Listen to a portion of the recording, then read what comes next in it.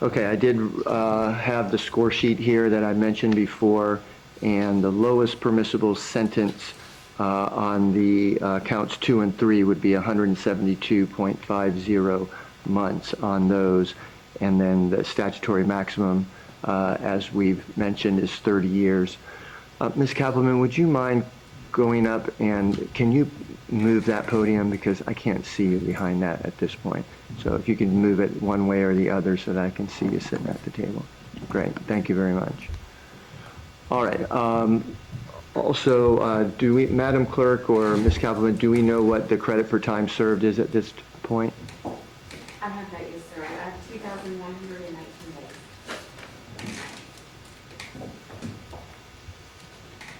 All right, and what the court costs are, Madam Clerk?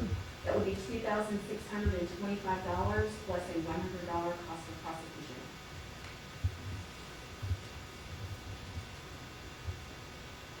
Okay, and the state's asking that all sentences run consecutive, is that correct? Yes, Your Honor.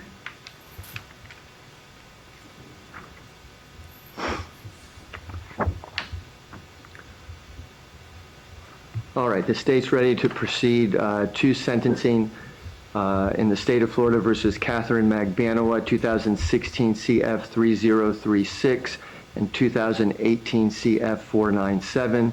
Ms. Magbanua is present here in the courtroom along with her counsel. On count 1, which is the count of first-degree murder, you have been found guilty by a jury. You will be adjudicated guilty, and you will be sentenced to life in prison with no eligibility for probation or parole. On count 2, which is the conspiracy to commit murder, you have been found guilty by a jury.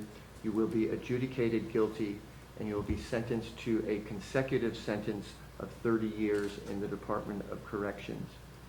On count 3, the solicitation to commit murder, you have been found guilty by a jury of that count. You are adjudicated guilty, and you will be sentenced to a consecutive sentence of 30 years in the Department of Corrections. You have credit for time served of 2,119 days.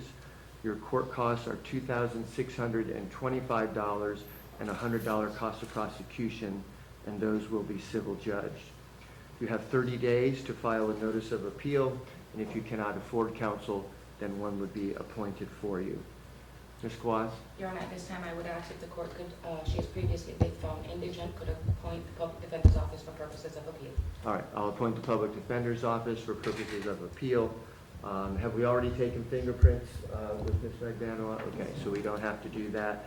And so Ms. Magbanua, you'll be taken back to the jail and then transported to the Department of Corrections to complete your sentence.